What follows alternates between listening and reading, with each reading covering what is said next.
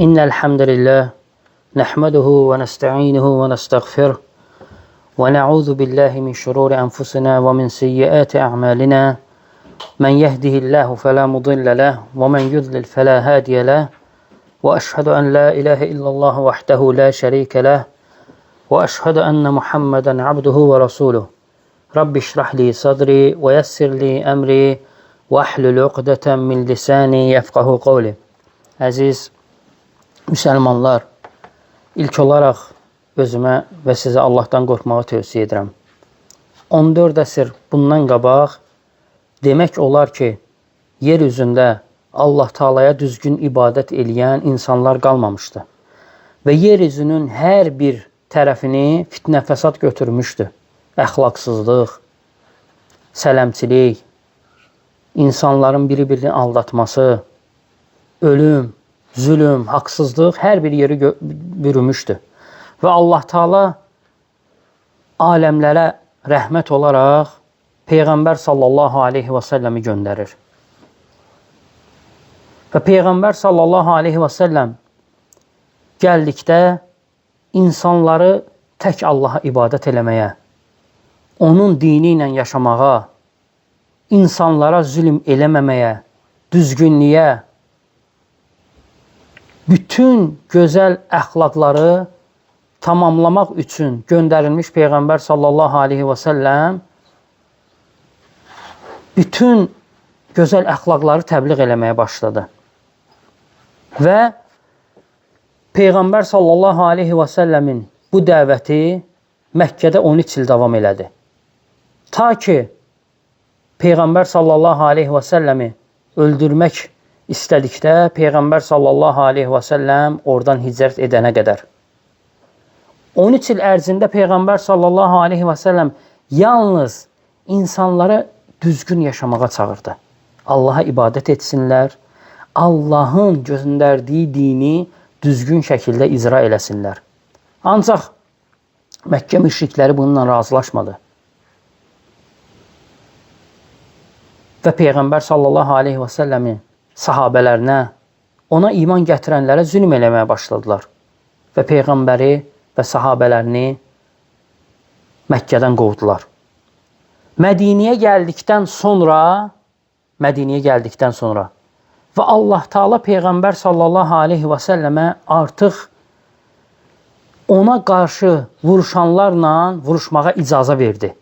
Təsəvvür eləyin, din 13 il idi gəlmişdi və Allah Taala müsəlmanları döyüşməyə icazə vermirdi.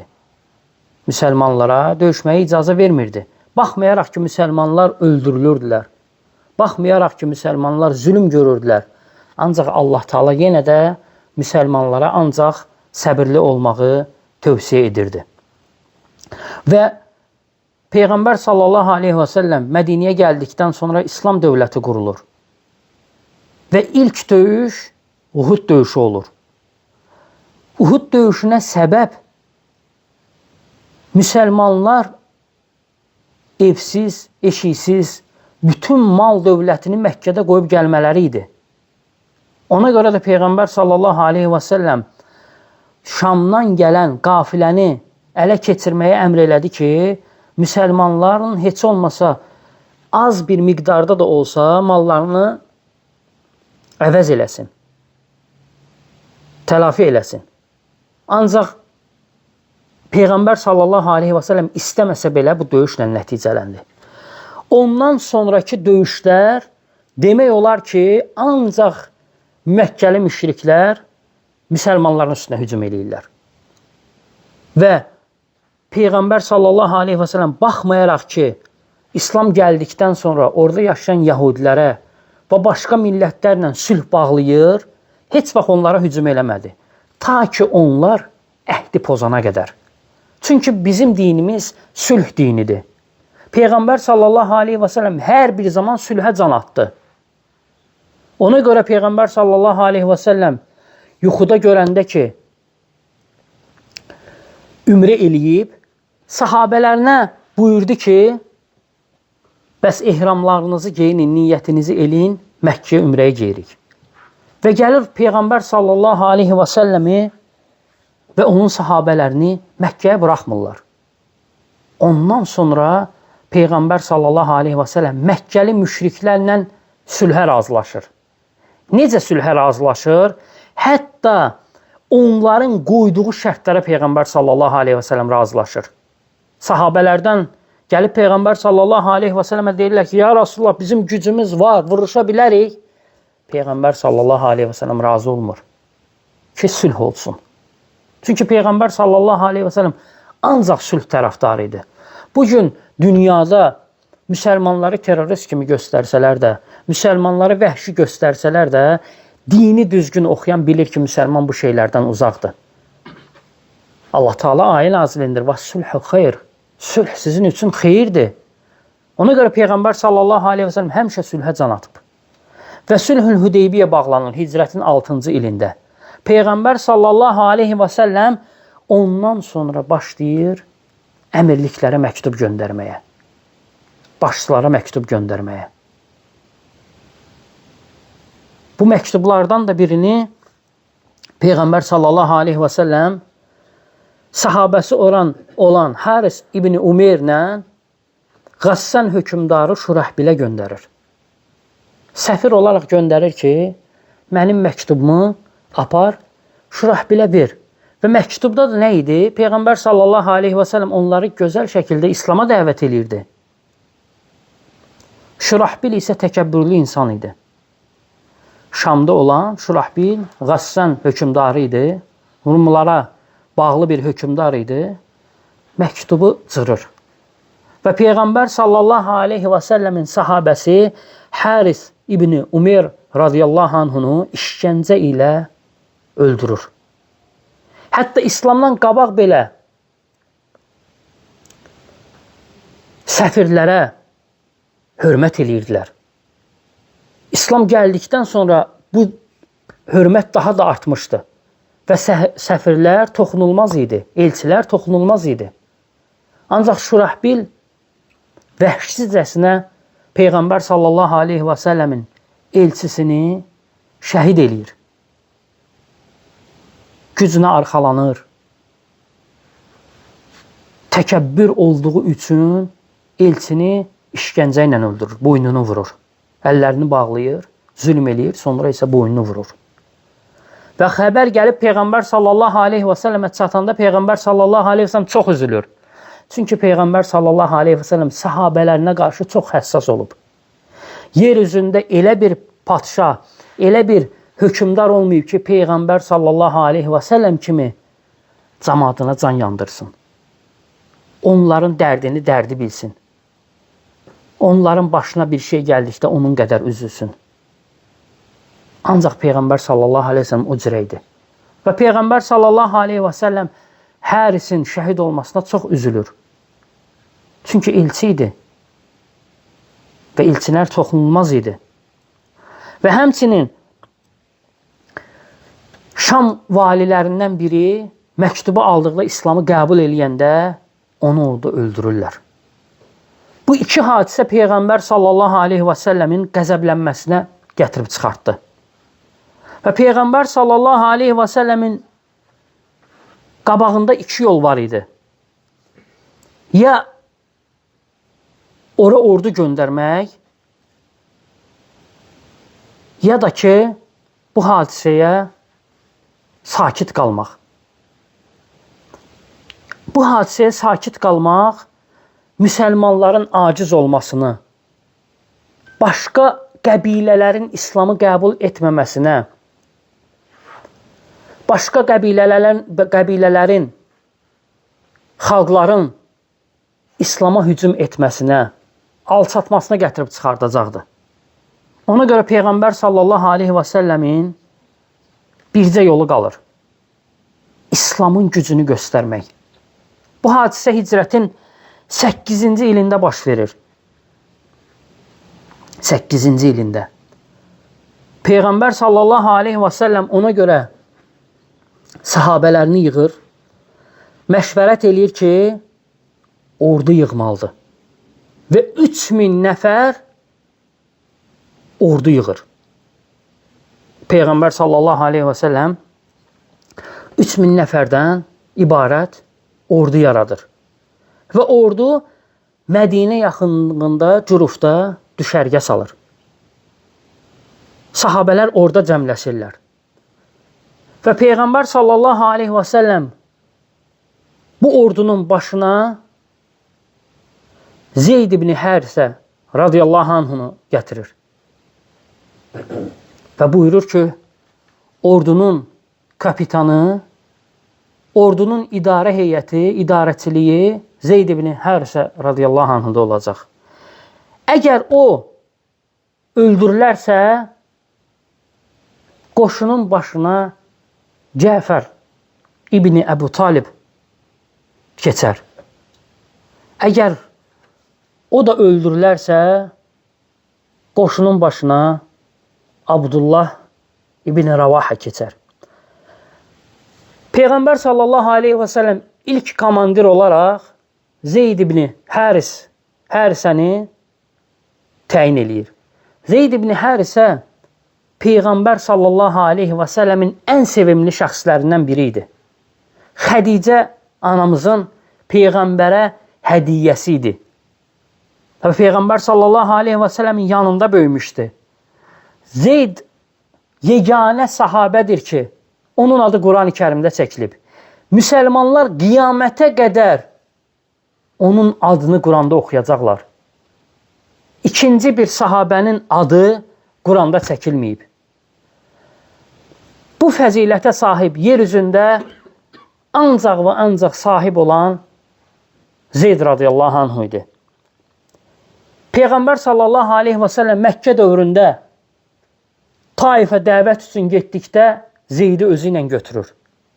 Və Taif əhli Peyğəmbər sallallahu aleyhi və səlləmi daşqalaq elədikdə Zeyd radiyallahu anhu bədənini sipər eləyir Peyğəmbər sallallahu aleyhi və səlləmə daş dəyməsin deyinə və yaralanır. Peyğəmbər sallallahu aleyhi və səlləm Məkkədən hicrət elədikdə ailəsini ona tapşırır. Və Peyğəmbər sallallahu aleyhi və səlləm təxminən 7 dəfə onu ordu başçısı təyin eləyib. Zeyd ibn Hərisə radiyallahu anhunu. Özü səfərə getdikdə bəzən onu Mədinəyə əmir təyin eləyib. Həmin sahabə idi Zeyd radiyallahu anhu. Əgər o öldürüləcəkdirsə, Peyğəmbər sallallahu aleyhi və səlləm buyurur ki, Cəfər ibn Əbi Talib radiyallahu anhu ordunun başına keçər. Cəfər ibn Əbi Talib radiyallahu anhu əhl-i beytdən idi. Peyğəmbər sallallahu aleyhi və səlləmin əmsi oğlu idi. Əli radiyallahu anhunun doğma qardaşı idi. Həbəşistana ikinci hicrət edəndə müsəlmanların başında duran şəxs idi, əmiri idi. İlk İslamı qəbul edən, hökmdar olan Nəcaşinin İslama girməsində səbəb məhz Cəfər radiyallahu anh olub. Cəfərin gözəl təbliğatı sayəsində müsəlmanlar Həbəşistanda əmin-amanlıqda qalırlar. Və Cəfər hicrətin 7-ci ilində Xeybər döyüşü ərəfəsində, yəni Xeybər fəth olunandan sonra Mədinəyə qayıdır. Mədinəyə qayıtdıqda Peyğəmbər sallallahu aleyhi və səlləm Cəfərin fəzilətini bildirmək üçün buyurur ki, bilmirəm Xeybərin fəthinə sevinim, yoxsa Cəfərin qayıdışına. Gör necə sahabə olub. Gör necə fəzilət sahibi olub ki, Peyğəmbər sallallahu aleyhi və səlləm Cəfərin qayıdışını Xeybərin fəthi ilə bir tuturdu. O cürə sahabə idi Cəfər radiyallahu anhu. Yemək yedikdə süfrəsində məskinlər olardı, kasıblar olardı. Əbu Hüreyrə radiyallahu anhu buyurur ki, Cəfər İbn Əbu Talib yoxsullar üçün ən xeyirli insanlardan biri idi. Yoxsulları, kasıbları, miskinləri götürüb evinə aparardı və özü nə yeyərdisə, onlara da ondan yedizdirərdi.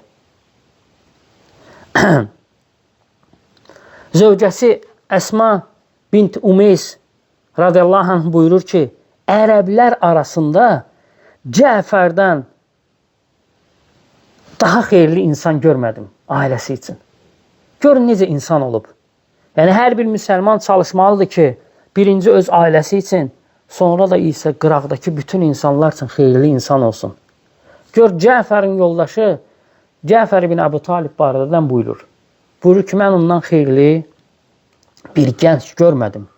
Və Peyğəmbər sallallahu aleyhi və səlləm Cəfəri Zeydin şəhid olacağı təqdirdə ordunun başına keçməsini tövsiyə edir. Sonra isə buyurur ki, Cəfər şəhid olarsa, öldürülərsə, ordunun başına Abdullah ibn Ravaha keçsin. Abdullah ibn Ravaha kimdir? İkinci Əqəbə beyətində Peyğəmbər sallallahu aleyhi və səlləmə iman gətirən idi. Peyğəmbər sallallahu aleyhi və səlləmin şairi idi. Ən sadiq sahabələrindən biri idi. Ən sadiq sahabələrindən biri idi. Peyğəmbər sallallahu aleyhi və səlləm Peyğəmbər sallallahu aleyhi və səlləmin bütün döyüşlərində iştirak eləmişdi. Bəzən Peyğəmbər sallallahu aleyhi və səlləm onu Mədiniyə əmir təyin eləyərdi. Abdullah ibn Ravahanı. Peyğəmbər sallallahu aleyhi və səlləm birinci Usaməni ordunun başına gətirdikdə sahabələr arasında söz-söhbət başlayır. Yəni, az da olsa söz-söhbət yaranır. Və Peyğəmbər sallallahu aleyhi və səlləm çıxır Zeydin fəziləti barədə. Peyğəmbər sallallahu aleyhi və səlləm çıxır Zeydin ona necə sevimli biri olduğu barədə, itaətkar olduğu barədə sahabələrin önündə çıxış eləyir. Həmçinin bu bizə ibrətdir. İbrətdir ki, cahilliyə dövründə ancaq belə məsuliyyətli vəzifəyə kimlər gəlirdi? Ancaq yaxın insanlar gəlirdi. Öz nəsəbi güclü olan insanlar gəlirdi. Zeyd nəsəb baxımından elə də güclü deyildi.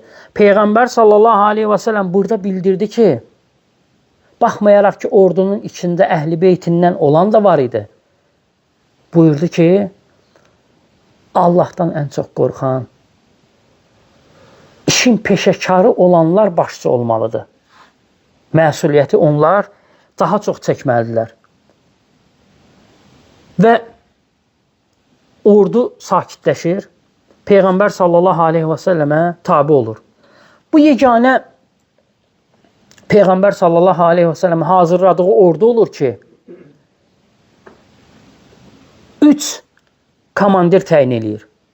Peyğəmbər sallallahu aleyhi və səlləm nə bu döyüşdən əvvəl, nə bu döyüşdən sonra heç vaxt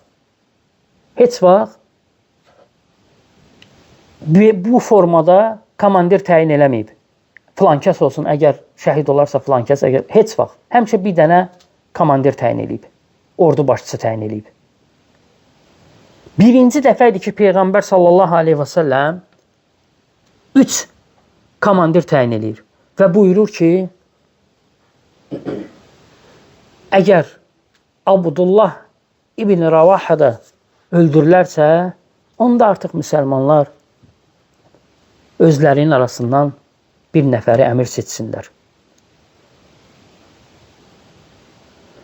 O ordunun içində Abu Bakır, Ömər, Osman, Əli radiyallahu anhu kimi Ubeydullah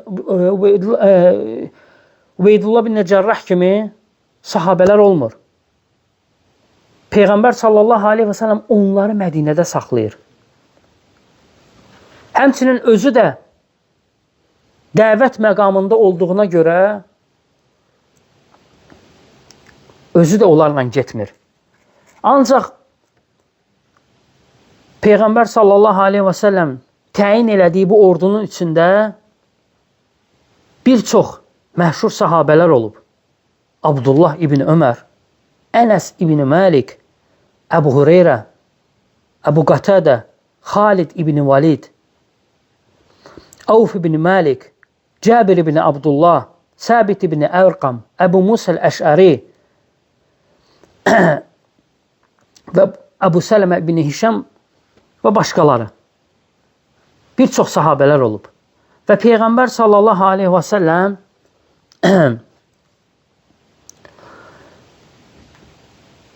ordunu artıq yola salmağa hazırlaşır. Qeyd elədiyimiz kimi ordunun başına Üsəmə ibn Həris gətirir və onun başçılığı altında yola salır. Anamız Ayşə radiyallahu anh deyir ki, əgər Üsəmə sağ qalsaydı, Peyğəmbər sallallahu aleyhi və səlləm vəfatından sonra öz yerinə Üsəməni qoyardı. Yəni Peyğəmbər sallallahu aleyhi və səlləm Üsəməni təyin eləməklə çox şey bilirdi. Çünki bu elə bir döyüş olacaqdı ki, ilk dəfə idi ki, müsəlmanlar bu qədər uzun səfərə çıxırdılar. İlk dəfə idi ki, müsəlmanlar böyük bir ərazini keçəcəkdilər və Peyğəmbər sallallahu aleyhi və səlləmdən əlaqələri kəsiləcəkdi. İlk dəfə idi ki, Bizans imperiyası ilə üz-üzə gələcəkdilər, Rumlarla. Biz bilirik ki, o vaxtı demək olar ki, dünyaya hegemonluq edən iki imperiya var idi, Rum və Fars imperiyası və Rumlar Farsa da qalib gəlmişdi və müsəlmanlar onların üzərinə ordu göndərirdi. Həmçinin ilk dəfə idi ki, müsəlmanlar onların torpağına ayaq basacaqdılar, Şama və onların qəbilələri olan torpaqlardan keçəcəkdilər. Peyğəmbər sallallahu aleyhi və səlləm ağ bayraq hazırladır. Həmin günü müsəlmanların bayrağının rəngi ağ olur. Və ağ bayrağı Səniyyətül Vədə adlanan yerdə Üsaməyə təhvil verir. Və orada çıxır, müsəlmanlara nəsihət eləyir. Bu nəsihətə diqqətlə baxın. Bu nəsihət İslamın qoyduğu qaydadır. Siz nə qədər İslamı pisləsəzsə, nə qədər İslama qara yaxmaq istəsəz də, nə qədər İslamda olmayan bir şeyi İslama yapışdırdırsaz da, İslamı ağıllı şəxs araşdıranda görür ki, İslam bu şeylərdən uzaqdır. Peyğəmbər sallallahu aleyhi və səlləm buyurur ki, Allahın adı ilə yola çıxın. Çünki hər bir müsəlman bir işə başladıqda Allahın adını çəkməlidir. Və buyurur ki, Allah yolunda həm düşməninizi, həm də Allahın düşmənini məhv eləyərsiniz, onlarla vuruşarsınız. Buyurur, siz Şama daxil olacaqsınız. Orada ibadətgahlar görəcəksiniz. İnsanlardan təcrih olunub, o ibadətgahlarda ibadət eləyən insanları görəcəksiniz. Yəni biz bilirik ki, xristianlarda rahiblər var idi. Onlar çox vaxt insanlardan təcrih olunurdular, gedirdilər, özləri üçün ibadətgah düzəldirdilər və Allaha ibadət eləyirdilər. Əslində onlar kimlərdir? Xristian dininin dəvətçiləridir. Xristian dininin təmsilçiləridir. Peyğəmbər sallallahu aleyhi və səlləm buyurur ki, siz o ibadətgahlarda həmin rahiblərlə qarşılaşacaqsınız. Onlara toxunmayın. İslam dini budur. İslam dini baxmayaraq ki, onların təbliğatçılarıdır. Əminamanlıqda müharibə olmayan vaxtı müsəlmanlarla vuruşmayana kimi onları öldürməyə qadağan edib. Buyurur ki, onlara toxunmayın. Bu qaydadır. Peyğəmbər sallallahu aleyhi və səlləm biz qiyamətə qədər olan müsəlmanlara qayda verir. Vuruşmayanlara toxunmayın. Əminamanlıqdadırlar onlar. Təbliğatçılar olsa belə toxunmaq olmaz. Buyurur, nə bir qocanı öldürün, nə bir uşağı öldürün, nə bir qadını öldürün. Təsəvvür edirsiniz? İslam dini budur. Bu gün terroru İslama yapışdırırlar. Terroru İslamla bağlayırlar. İslam bu şeylərin hamısından uzaqdır. Əksinə İslam nə deyir? Vuruşanlarla vuruşun. Döyüş meydanında ancaq öldürün. Ancaq əminamanlıqda olan insanlara toxunmaq olmaz. Buyurur, nə qadını öldürün, nə uşağı öldürün, nə yaşlını öldürün. Heç kəsi öldürməyin. Heç kəsi. Hətta rahibləri belə öldürməyin. İslamın qoyduğu qanun budur. Əsl İslam budur. Biz buna insanları çağırırıq. Və buyurur ki, nə bir ağacı kəsin, nə də bir evi yandırıb xarabaxanaya döndərin. Bax, fikir versiniz, dağıtmaq belə olmaz. Girdinsə hər hansı bir şəhərə, hər hansı bir kəndə, yaşayış yerinə dağıda bilmərsən. Peyğəmbər sallallahu aleyhi və səlləm heyvanı öldürməyi belə qadağan edir. Ağacları kəsməyi belə qadağan edir. Bu da İslam dini. Yoxsa İslam dininin terrorla heç bir əlaqəsi yoxdur. Bugün deyirlər ki, filan yerdə partlatdı müsəlmanlar. Yox. Vallahi ki, onu qazsan altından qeyri-müsəlman çıxacaq. Bir qəşəng bir kitab var, oxumanızı tövsiyə edirəm. Kitabın adı Cihaddır. Onu da yazan müsəlman deyil. Onu da yazan vaxtı ilə Rusiyanın, yəni SSR-nin KGB-sində işləmiş Mikhail Krişnindir.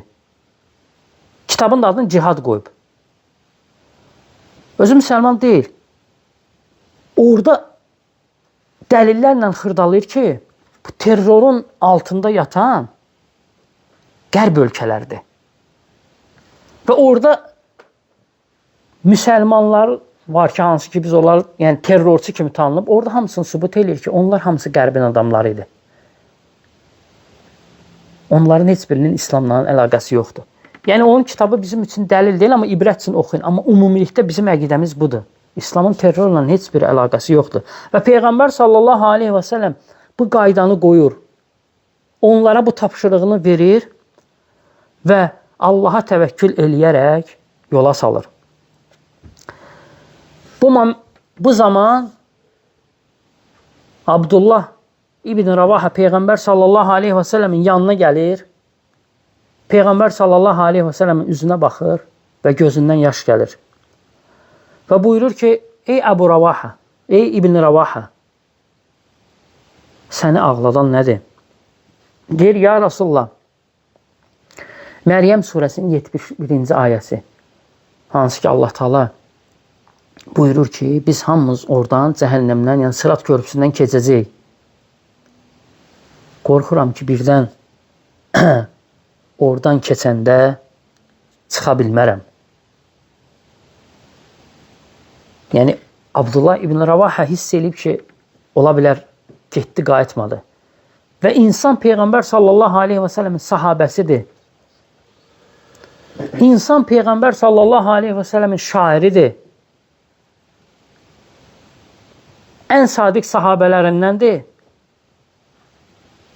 Yenə də rahat ola bilmir ki, birdən cəhənnəmə düşər. O, bu günlərim bizim az bir əməlimizin qabağında necə rahat gəzirik. Hansı ki, onlar çox əməlin qabağında rahat ola bilmirdilər. Ancaq biz isə əksinə az əməlimizlə elə də rahat gəzirik ki, elə bir artıq biz cənnətdə gəzirik. İslam qüvvələri Mədinədən Şama doğru yol gedirlər. Və Vadi Əl-Qura bölgəsində müsəlmanlar məskən salırlar. Bu zaman artıq Şama xəbər gedir. Rumlara xəbər gedir ki, müsəlman orduları artıq yola çıxıblar. Ona görə böyük bir ordu düzəldirlər. Ordunun sayında düzdür, ixtilaf var. Bəziləri deyir 100 mindir, bəziləri deyir 150 mindir, bəziləri deyir 200 mindir. Bəziləri deyir ki, 100 min Rum ordusu idi və 100 min də orada ərəblərdən ibarət olan xristiyanlar ordu düzəldirlər, 200 mindir.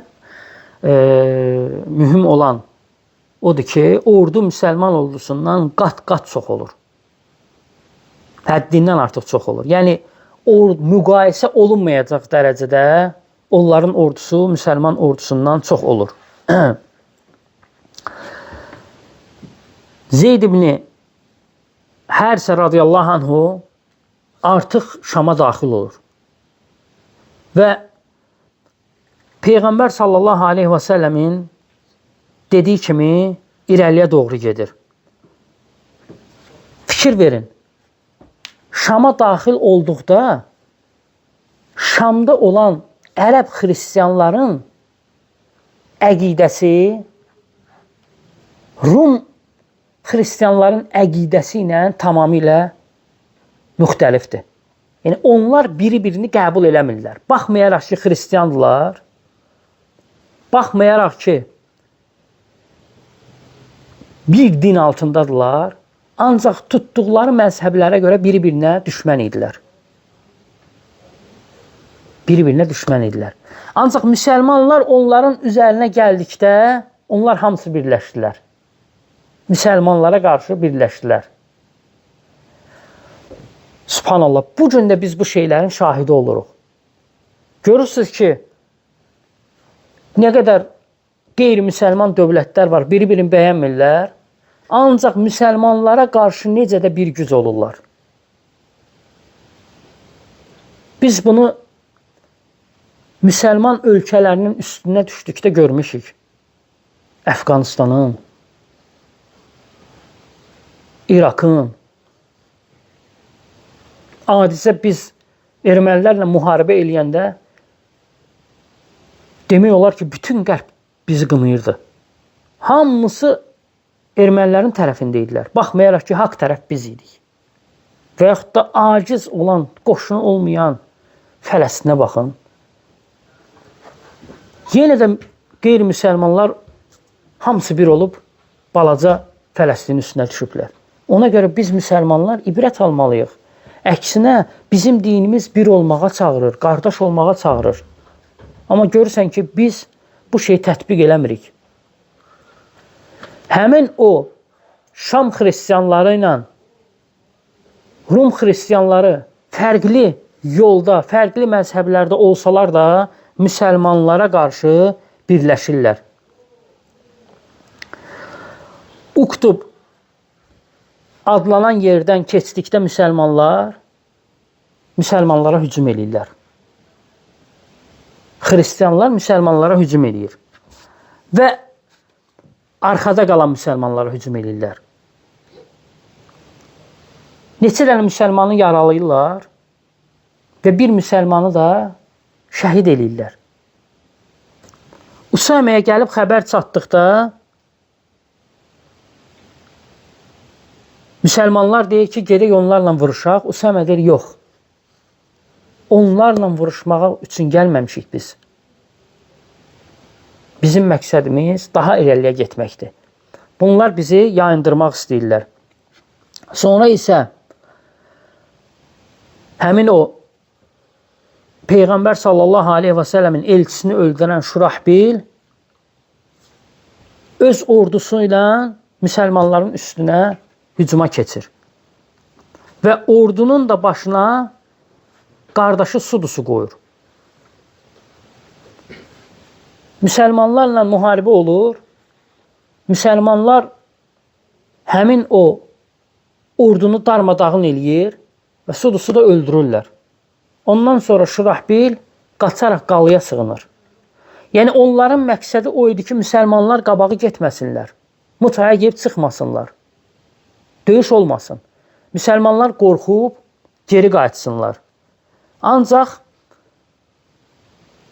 bütün bu təzyiqlər müsəlmanları məqsədindən yayındırmadı.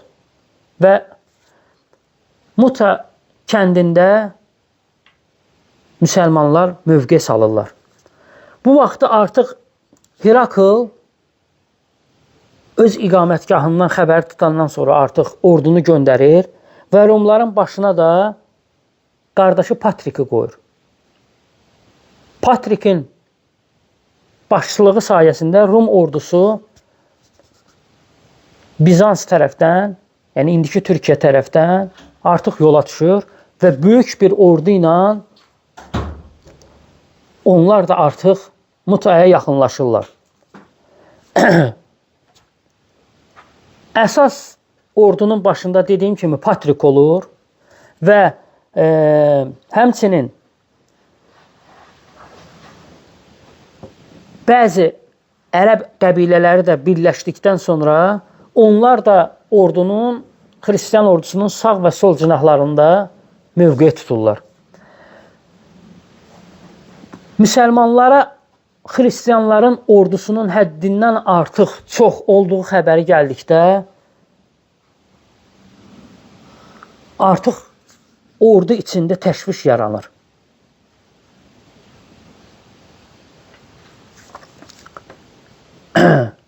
Və ordudan onlar bəzi insanlar Usamənə yaxınlaşaraq geri qayıtmalarını deyirlər.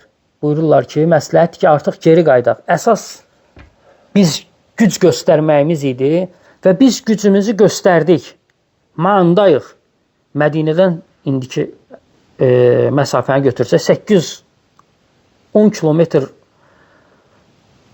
gəlmişik. Yəni Mutaya 150 kilometr qalır. Və biz daha irəliyə getməyək. Artıq gəldik, gücümüzü göstərdik, geri qaydaq. Ya da Peyğəmbər sallallahu aleyhi və səlləmə xəbər göndərək, bizə əlavə qüvvə göndərsin. Yoxsa bizim onların ordusunun qabağında tab gətirməyimiz qeyri-mümkündür. Real görsənmir. Onların ordusu dediyim kimi 100 mində var, 150 mində var, 200 mində rəvayət var. Müsəlmanların isə ordusu 3000. Və ordu Usaməyə təzyiq göstərməyə başlayır. Bu zaman Usamə çıxış edir. Ondan sonra Abdullah ibn Ravahaya söz verir. Deyir, indi sən danış. Abdullah ibn Ravaha ordunun qabağına çıxır. Və buyurur ki, vallahi biz bura qənimət üçün gəlməmişik.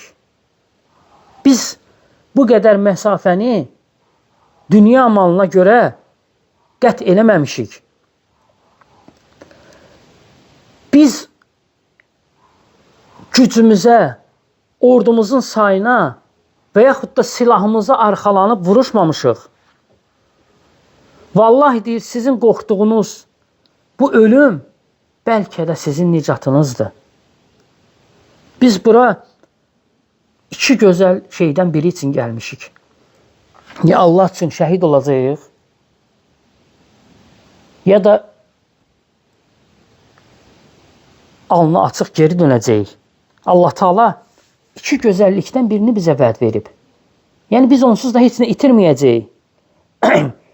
Ona görə Abdullah Ravaha buyurur ki, biz irəli getməliyik. Usamə də Abdullah ibn Ravahanın fikrini götürəndən sonra orduya irəli getməyi əmr eləyir.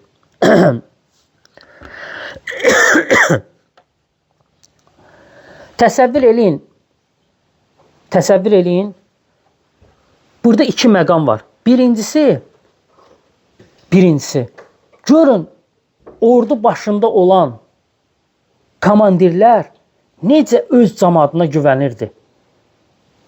Və həmçinin ikinci məqamdakı orduda olan adi cəmaat necə başçılarına güvənirdi, etimad edirdilər.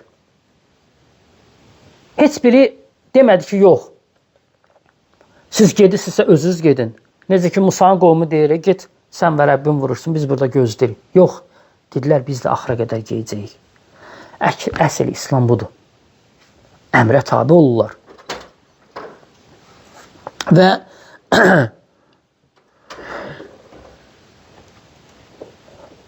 ordu Mutaya doğru yola çıxır.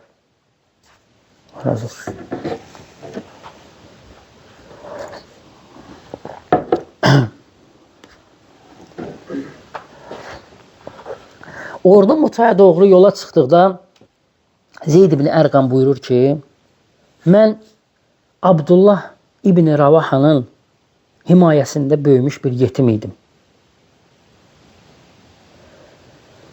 Və mən Abdullah ibn Ravahaya yaxınlaşdım. Buyurdum ki, nə düşünürsən?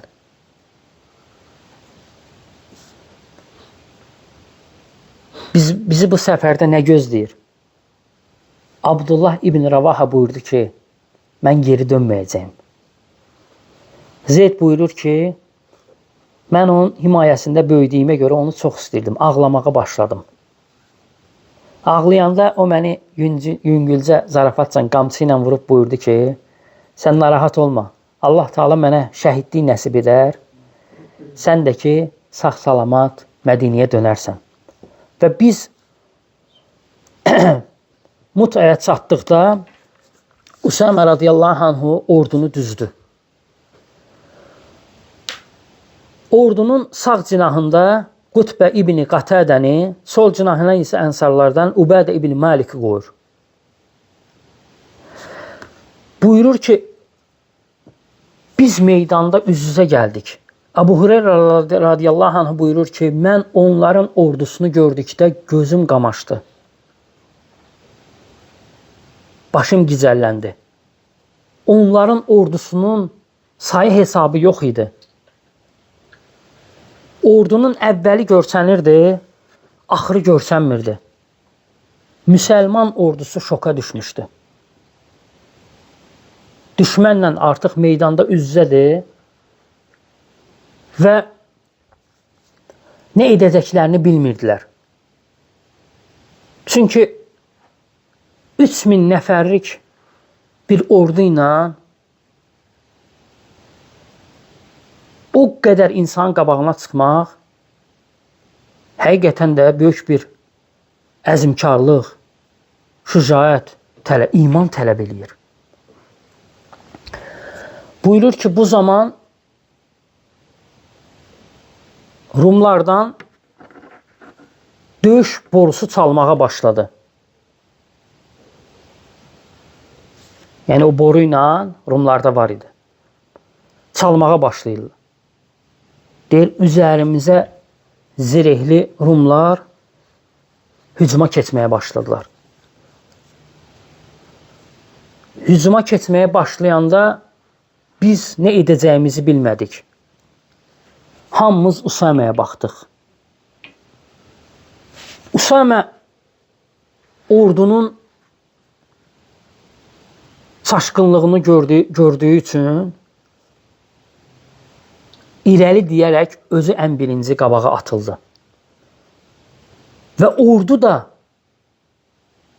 komandirlərinin, başçılarının qabağı getdiyini görüb onu tək buraxmadılar.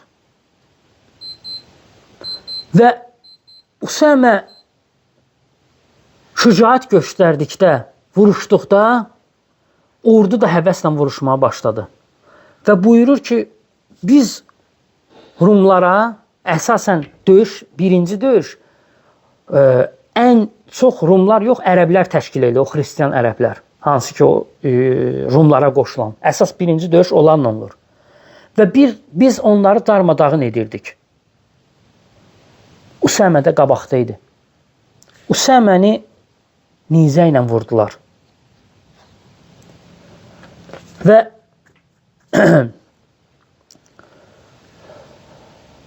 bu zaman bayraq yerə düşdükdə bayrağı gənc qəhrəman, şücaətçi Cəfər İbn Əbu Talib radiyallahu anh götürdü. Cəfər atındaydı. Müsəlmanlar isə yerdə idilər. Yəni piyadaydılar. Təbii ki, Cəfərin tutduğu mövqe müsəlmanlarınkindən üstün idi. Yəni piyadaların ölmək təhlükəsi daha çoxdur, nəinki atda olanın. Atda olan piyadaya nisbətən daha rahat vuruşa bilir. Daha çox özünü qoruya bilir. Və bütün ordu Cəfərə baxırdı. Cəfər deyir, atından düşdü və atını vurdu. Nəyə görə belə elədi Cəfər radiyallahu anh? Ona görə elədi ki, müsəlmanlara göstərsin ki, mən də sizin kimi bir nəfərəm. Yəni siz necə vuruşursunuzsa, mən də sizinlə elə vuruşacağam. Sizi necə təhlükə gözləyirsə, mənə də elə təhlükə gözləyir. Düşünməyin ki, bu atdadır, qaça bilər, biz piyadayıq, qaça bilməyəcək. Yox. Cəfər radiyallahu anhu şücaət göstərərək atından düşür və qabaqda döyüşməyə başlayır. Bu zaman Peyğəmbər sallallahu aleyhi və səlləm sahabələri ilə məsciddə oturur və Allahın vəhyi ilə müharibənin gedişatını sahabələrinə xəbər verir. Və Peyğəmbər sallallahu aleyhi və səlləm gözü dolur. Peyğəmbər sallallahu aleyhi və səlləmin gözü dolur və buyurur ki, qardaşınız Üsamə üçün dua edin. Qardaşınız Üsamə şəhid oldu. Cəfər ibn Əbu Talib radiyallahu anhu döyüşün qabağında vuruşmağa başlayır. Və müsəlmanlar da baxır ki, Cəfər radiyallahu anhu şücaət göstərir, Rumların üzərinə getməyə başlayırlar. Və müsəlmanlar demək olar ki, Rumlar üzərində sayca az olmalarına baxmayaraq, onlara daha çox təzyiq göstərirlər. Daha çox onları qılınc altında saxlayırlar, təzyiq altında saxlayırlar. Rumlar geri çəkilməyə başlayır. Müsəlmanlar hücum edir. Sonra demək olar ki, Cəfər radiyallahu anhu tək olaraq mühasirəyə düşür. Cəfərin sağ əlini kəsirlər. Onda bayrağı sol əlindən tutur. Sol əlini də kəsirlər. Bayrağı sinəsinə çəkib qucaqlayır. Ondan sonra Cəfəri şəhid eləyirlər. Cəfəri şəhid elədikdə Peyğəmbər sallallahu aleyhi və səlləm Mədinədə sahabələrinə buyurur ki, qardaşınız Cəfər üçün dua eləyin. Qardaşınız Cəfər şəhid oldu. Və Cəfər radiyallahu anhu son ana qədər Peyğəmbər bayrağını, İslam bayrağını yerə düşməyinə qoymur. Və Peyğəmbər sallallahu aleyhi və səlləm də buyurur ki, Cəfərə cənnətdə yaqutdan qanat verildi. Bəzi rəvayətlərdə qanlı qanat verildi. Yəni, Allah Taala onun etdiyini, əvəzini qat-qat ona verir. Ona elə bir fəzilət verir ki, heç bir sahabiyə elə fəzilət verilməyib. Onun ləqabı təyyardır, uçandır. Bu fəzilət yalnız ona verilib. Rəvayətdə gəlir ki, gənc komandirimizin, Cəfərin, buyururlar ki, 90-dan çox bədənində yara izi var idi. Və buyurur ki, vallahi hamısı da qabaqdan idi. Yəni, insan bir anda tərəddüd eləməyib ki, təkəm, ölüm anındayım, bəlkə qaçın arxaya, çönəndə belindən də nəsə vursunlar. Yox. Bütün yaralar qabaqdan vurulmuşdu.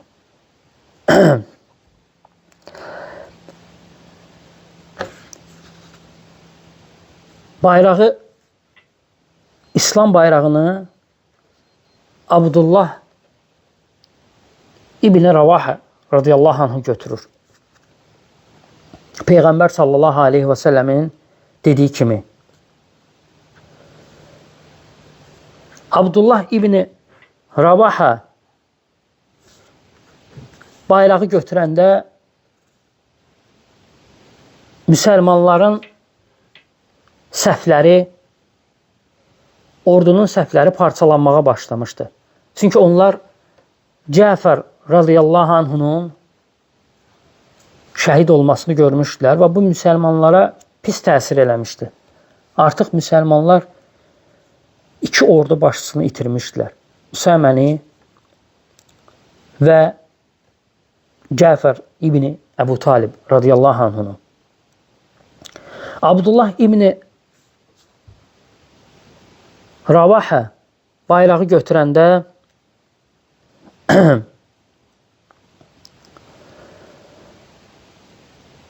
ənsarlara səsləndi. Saf surəsinin 4-cü ayəsini oxudu. Hansı ki Allah Taala orada buyurur ki, Allah yolunda möhkəm divar kimi səf çəkib döyüşməyi sevərlər. Və buyurur ki, yadınızdadırmı? Bu ayə nazil olanda biz Mədinədə son qanımıza qədər vuruşmağa söz vermişdik. Toparlanın ey müsəlmanlar. Və müsəlmanlar ondan sonra toparlanaraq hücuma keçdilər. Hücuma keçsələr də artıq müsəlmanların sol və sağ tərəfləri, cinah tərəflər demək olar ki, nizamları pozulmuşdu. Artıq müsəlmanlar mühasirəyə düşmüşdülər. Və bu zaman müsəlmanların başçısı Abdullah İbni Ravahə radiyallahu anhu da qəhrəmancasına şəhid olur. Müsəlmanlar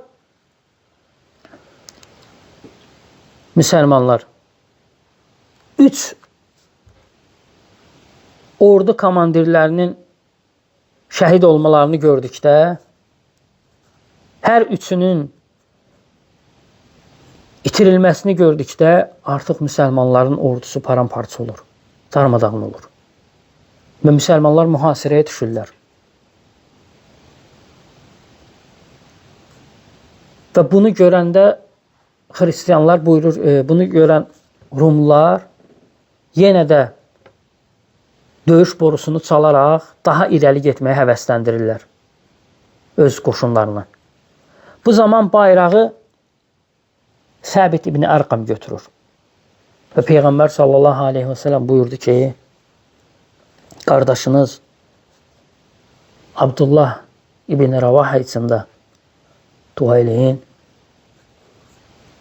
Qardaşınız şəhid oldu. Və Peyğəmbər sallallahu aleyhi və səlləm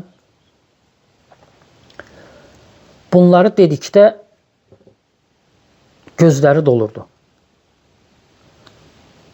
Və sahabələr də üzüntülü halda Peyğəmbər sallallahu aleyhi və səlləmin nə xəbər verəcəyini gözləyirdilər.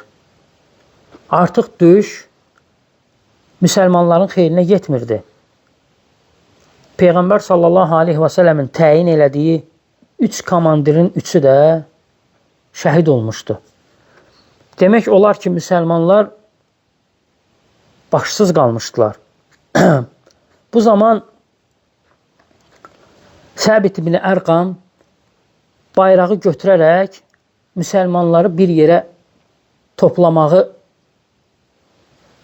əmr edir. Yəni qışqırır ki, müsəlmanlar bir yerə toplaşsınlar. Müsəlmanlar bir yerə toplaşdıqda Səbit ibn Ərqam radiyallahu anhu bayrağı Xalid ibn Validə uzadır. Xalid ibn Valid etiraz edir ki, mən cəmi 6 ayda İslamı qəbul eləmişəm. Burada Bədir, Uhud döyüşçüləri var. Sahabələr deyirlər ki, biz aramızda ən yaxşı döyüşən səni görürük. Bayrağı götür. Xalid ibn Valid radiyallahu anhu bayrağı götürür. Bayrağı götürdükdə Peyğəmbər sallallahu aleyhi və səlləm Mədinədə buyurur ki, təndir indi qızışmağa başlayır. Yəni artıq əsl döyüş indi başlayır. Və Xalid ibn Valid müsəlmanların səhvinə baxır ki, müsəlmanlar parçalanıblar. Mühasirəyə düşüblər.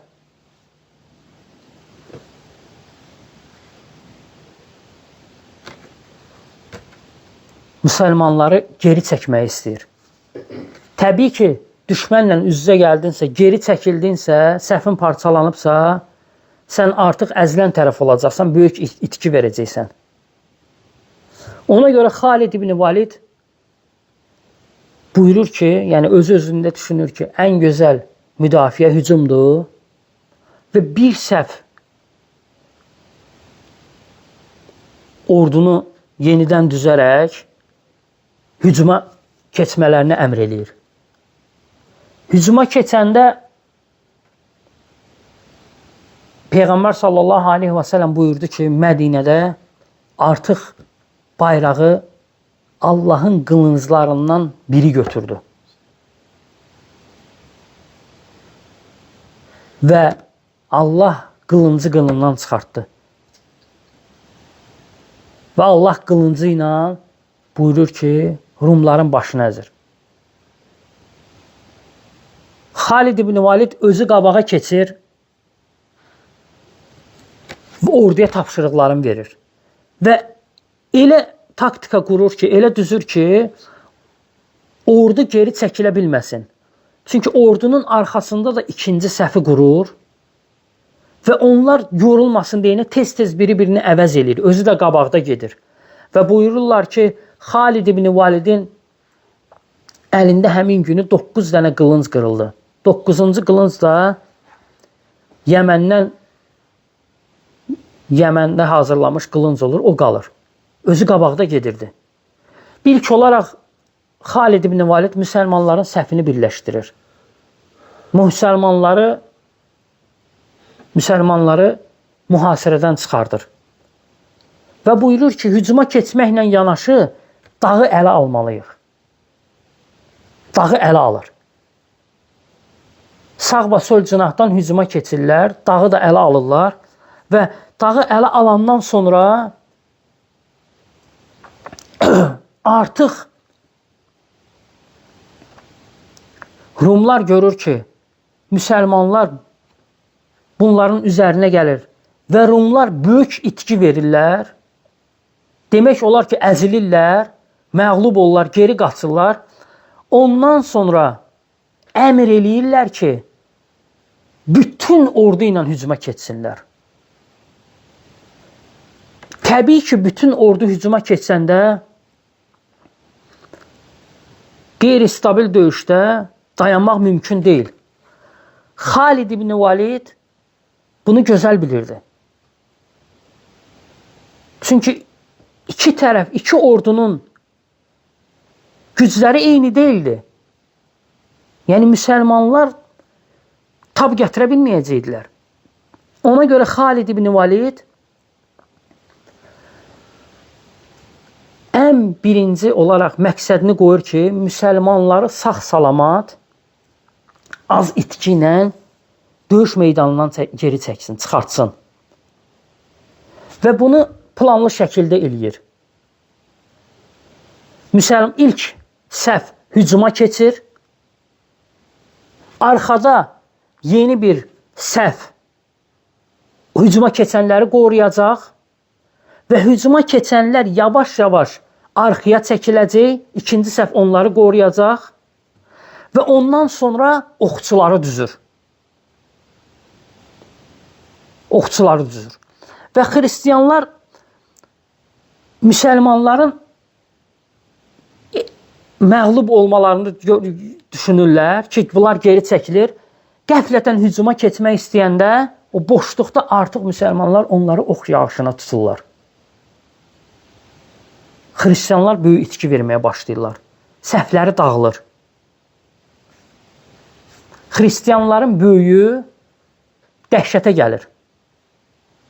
Bu balaca zümrə ilə biz bacara bilmirik. Balaca zümrə bizə həddindən artıq böyük itkilər verir. Onları idarə edən kimdir? Necə belə taktika qura bilər? Təsəvvür edin, Xalid ibn Validin həmin o döyüşdə qurduğu taktikanı haqqında böyük kitablar var. Mən qısa danışdım, indi tam da danışa bilmədim. Yəni, böyük kitablar var. Ordu həvəslə vuruşur. Deyir, vallahi deyir, ərəblər heç vaxt belə taktika görməmişdi. Biz deyir, az ola düşməni deyir, əzirdik. Düşmən bizim qabağımızda aciz idi. Baxmayaraq ki, bizim sayımız onların yanında heç nə idi. Xalid ibn Valid ordunu tələsmədən geri çəkir. Dediyim kimi, artıq oxçular zərbə indirməyə başlayırlar. Yağış kimi onların başına oxu səpirlər. Burada da Rumlar görür ki, tələyə düşüblər. Və müsəlmanlar artıq hündürə qalxırlar. Xalid ibn Valid əvvəlcə aldığı dağa qalxır. Ordu ilə bərabər. Və nə qədər döyüş borusu çalsa ki, hücuma keçin, orada artıq hücuma keçmir. Keçməyə cürət eləmir. Balaca zümrə qarşısında, balaca dəştə qarşısında o boyda ordu aciz qalıb. Hücuma keçə bilmir. Dayanmadan hər üç tərəfdən döyüş soru salınır ki, döyüş borusu salınır ki, hücum ordudan bir xəbər yoxdur. Ordu getmir. Qorxurlar artıq müsəlmanlardan. Və müsəlmanlar da dağda onları gözləyir. Hündürlükdə ki, artıq mövqe baxımından müsəlmanlar gözəl mövqeydədirlər. Gəlmirlər. Axşam olur, müsəlmanlar dəfn edilir. Şəhid olan müsəlmanlar dəfn edilir və hansı ki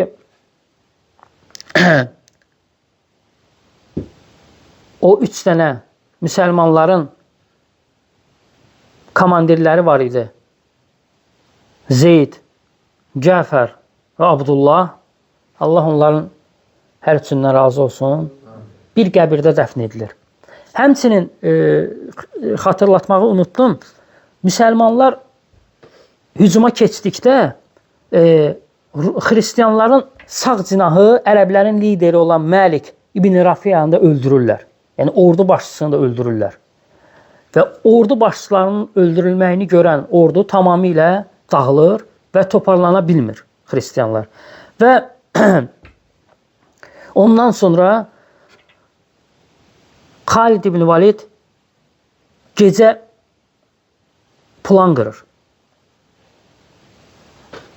Ordunun sağ cinahını sol cinahına, sol cinahını da sağ cinahına keçirdir.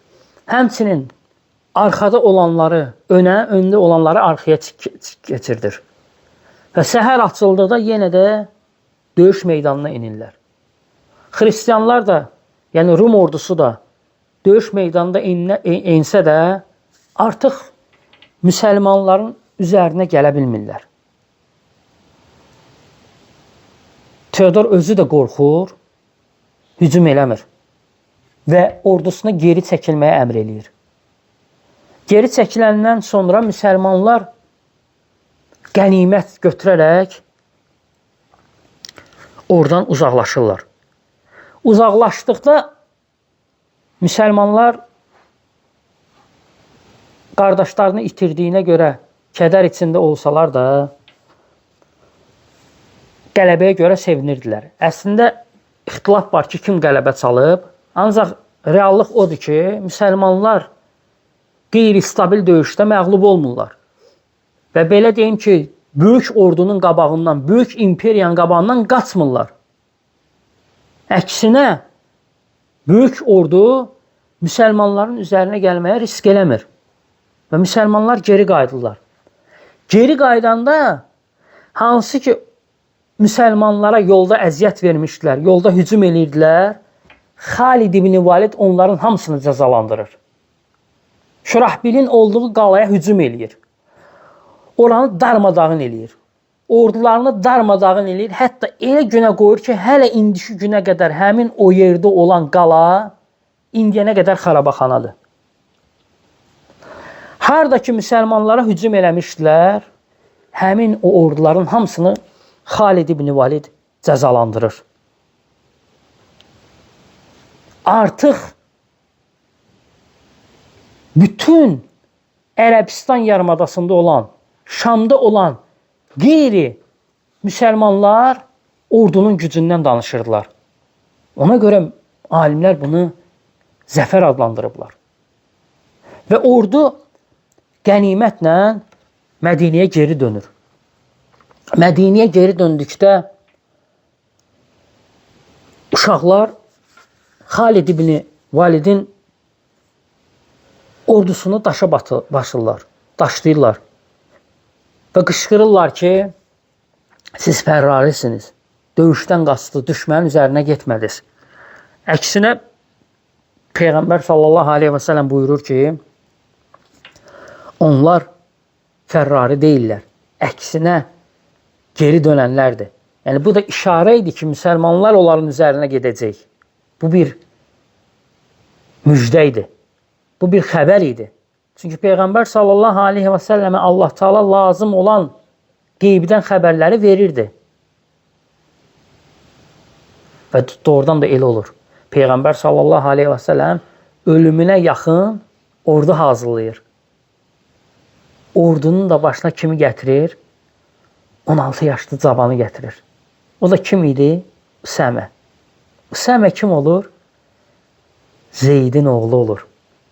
Atası şəhid olan torpaqlara məhz oğlu gedir qələbə çalır. Və ondan sonra Şam torpaqları müsəlmanların üzünə açılır. Peyğəmbər sallallahu aleyhi və səlləm Xalid ibn Valid barədə buyurur ki, ona əziyyət verməyin. Çünki o, Allahın kafirlər üzərinə çəkdiyi qılınclarından biridir. Xalid ibn Valid müsəlmanların başını uca eləyir. Həqiqətən də o cəsur bir döyüşçü idi. Hansı ki, müsəlmanlar Mədinəyə onun səbəbindən üzağ çıxırlar. Düzdür, sahabələri Mədinədə o cürə qarşılamaqları bir çox sahabiyə pis təsir eləyir. Pis təsir eləyir və elə olur ki, bəziləri utanır sahabələrdən. Hətta Ümmü Sələmə radiyallahu anh buyurur ki, bir gün Hişəm İbn Muğiranın yoldaşından soruşur ki, nəyə görə Hişəm namazlara çıxmır? Məscidə gəlmir Peyğəmbər sallallahu aleyhi və səlləmin yoldaşı buyurur ki, o deyir, utandığından gəlmir ki, biz döyüşdə Rumların üzərinə getmədik. Ondan sonra da Peyğəmbər sallallahu aleyhi və səlləm bu söz söhbətlərə son qoymaq üçün minbərə çıxır və buyurur ki, onlar fərrari deyirlər. Onlar əksinə kərrarilərdir. Yəni, yenidən hücum edənlərdir. Və doğrudan da elə olur. Və Peyğəmbər sallallahu aleyhi və səlləm xəbər gəldikdə Cəfərin ailəsinin yanına gedir. Və Ayşə radiyallahu anh buyurur ki, Peyğəmbər sallallahu aleyhi və səlləm məsciddə oturmuşdu, qələbiyə sevinə bilmirdi. Çünki bu üç və başqa sahabələrin ölüm xəbəri Peyğəmbər sallallahu aleyhi və səlləmin necə üzüntülü olmağının, kədərli olmağı onun üzündən oxunurdu. Və Peyğəmbər sallallahu aleyhi və səlləm Cəfərin ailəsinin yanına gedir və qonşularına da əmr eləyir ki, onlar üçün yemək hazırlayın, onların başı qarışıqdır və Peyğəmbər sallallahu aleyhi və səlləm onlara baş sağlığına gedir. Abdullah ibn Əbbaqır buyurur ki, mən Mədinədə elə bir dövrdə yaşadım ki, Mədinədə ölü öldükdə qonşuları onlar üçün balaca yemək, balaca çörək və ət bişirib aparardılar. Ancaq bu gün isə tam əksidir. İnsanın ölüsü ölür, bilmir ki, gələnləri yola versin, yoxsa meyitlə, meyidə qayıq, yəni xidmət göstərsin. Bu gün tam əksidir. Və Abdullah bin Əbbaqır radiyallahu anh buyurur ki, biz isə tam əksinə. Mədinədə qonşuları yemək hazırlayardı. Ona görə bu əməl nədir? Sünnədir. Və Peyğəmbər sallallahu aleyhi və səlləm də 3 gün şəhid olanlar üçün möhlət verir ki, yaz saxlayın. Sonra buyurur ki, Cəfərin uşaqlarını yanıma gətirin. Abdullah bin Cəfər buyurur ki, biz balacaydıq. Bizi quş balası kimi Peyğəmbər sallallahu aleyhi və səlləmin qucağına otuzdurdular. Peyğəmbər sallallahu aleyhi və səlləm bərbər çağırdı və bizim başımızı qıxdırandan sonra buyurdu ki, Muhammed, yəni Cəfərin oğlu, əmimiz Əbu Talibə daha çox oxşayır. Ancaq Abdullah isə, yəni Cəfərin o biri oğlu, Abdullah isə xarici görünüşündə də, xasiyyətində də mənə oxşayır.